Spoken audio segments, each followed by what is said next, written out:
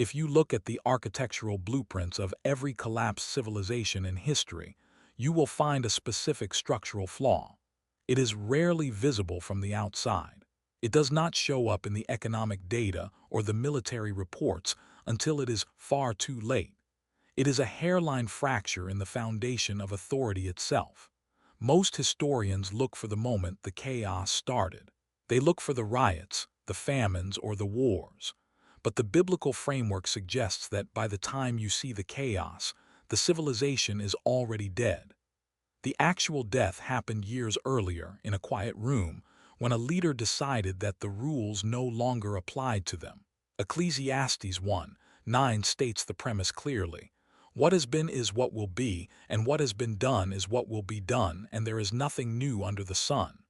We are not looking at new events. We are looking at a recurring pattern, a loop. And this loop begins with a single, seductive idea that quietly dismantles the logic of a society.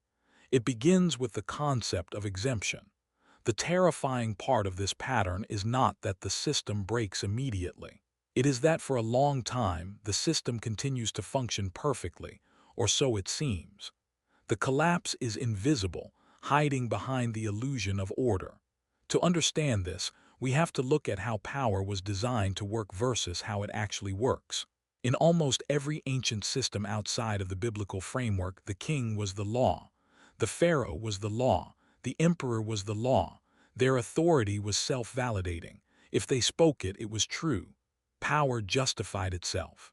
But the biblical text introduced a piece of political technology that was radically alien to the ancient world. It proposed that the leader is not the source of the law, but a subject of it. Deuteronomy 17:18-20 provides a specific mechanical instruction for the highest leader. It requires the king to sit down and physically write a copy of the law by hand. He cannot have a scribe do it. He cannot just listen to it. He must engage with the text, word for word.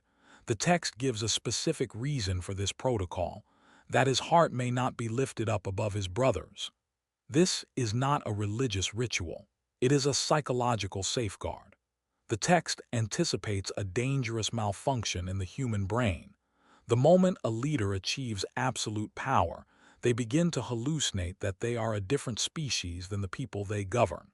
When a leader refuses to write the law, when they refuse to submit to the same constraints as the citizen, the heart lifts up. This is the first fracture. The leader begins to view the law as a tool for controlling others, rather than a standard for controlling themselves. And here is where the danger lies. When the top of the pyramid detaches from the base, the structure doesn't fall over immediately. Instead, the pressure begins to build in places you cannot see. The Bible describes this state not as political failure but as perversion. In Micah 3:9, the diagnosis is harsh. Hear this, you heads of the house of Jacob and rulers of the house of Israel, who abhor justice and pervert all equity. To abhor justice isn't just about being mean. It is about disrupting the equilibrium of the system. Once the leader establishes that they are exempt from the rules, a signal is sent down the chain of command. It is a silent signal, but it is received loud and clear by every layer of society.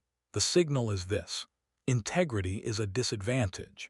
If the person at the top can bypass the rules to gain an advantage, then the person following the rules is strictly losing. The system transforms from a cooperative structure into a competitive cage match. Advisors stop giving honest feedback because honesty is now dangerous. They start providing safe feedback.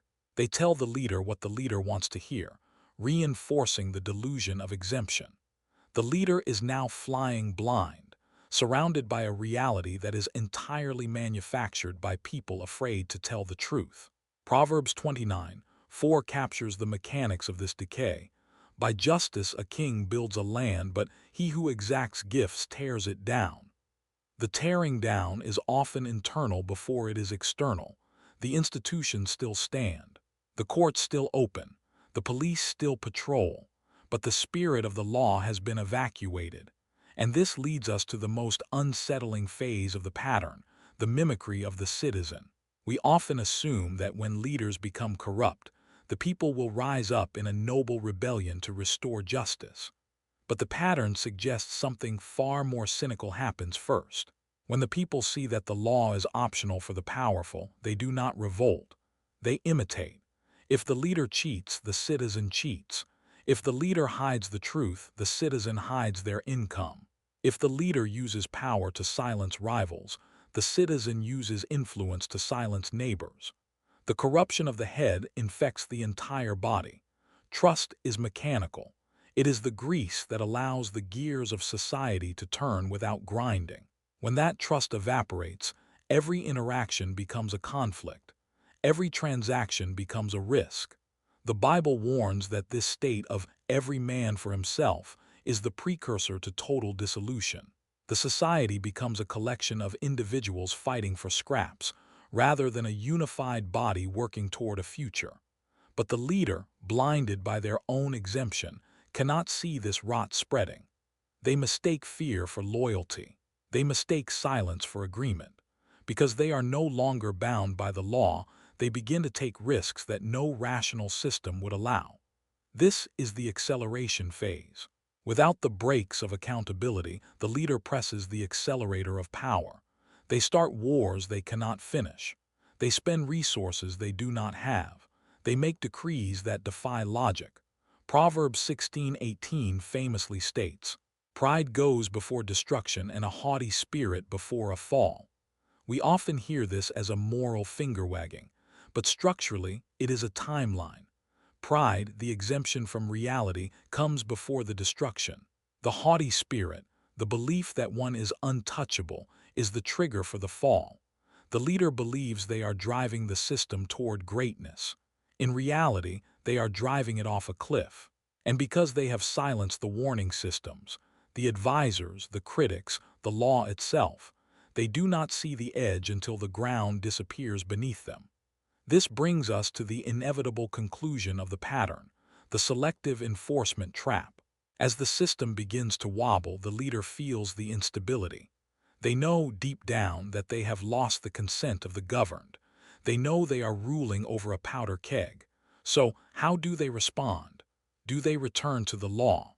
Do they submit themselves to accountability to restore trust? Almost never. The pattern shows that when authority loses legitimacy, it doubles down on force.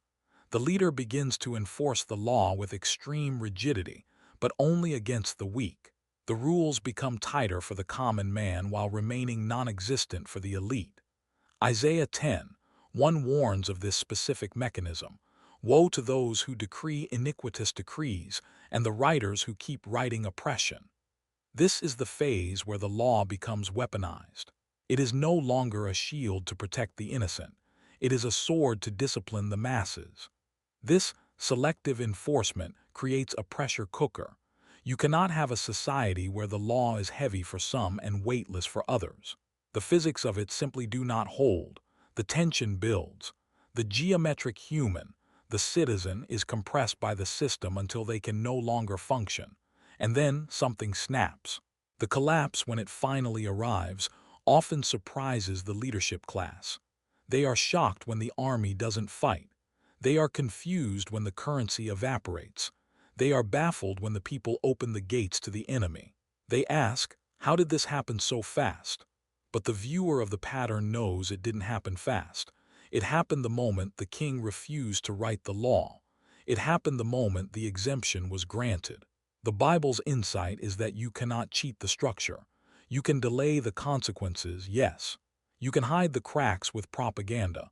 You can silence the critics with fear. But you cannot alter the fundamental mechanics of how human beings relate to power. So, where does this leave us? The pattern serves as a mirror. It forces us to ask a difficult question about the systems we live in today. We must look for the exemption. We must look for the moment where the standard becomes flexible for the powerful and rigid for the powerless. Because that moment is not just a scandal. It is a structural failure. The biblical framework insists that there is only one way a system endures over time: submission. Not the submission of the weak to the strong, but the submission of the strong to the standard. When the leader submits to the law, the system gains stability. When the leader admits fault, the institution gains strength. When the rules apply to everyone, the trust that holds society together calcifies into something unbreakable. But when that submission is lost, gravity takes over. The lesson of the pattern is simple, but the cost of ignoring it is total. A society is not held together by its wealth. It is not held together by its borders. It is held together by the shared belief that no one is above the game. Once that belief is gone, the game is over. The pieces might still be on the board, but the outcome has already been decided. It doesn't end with a bang. It ends with the quiet realization that the foundation was never there to begin with. The exemption is not a perk of power. It is the beginning of the end. And the pattern, as history confirms, has a 100% success rate.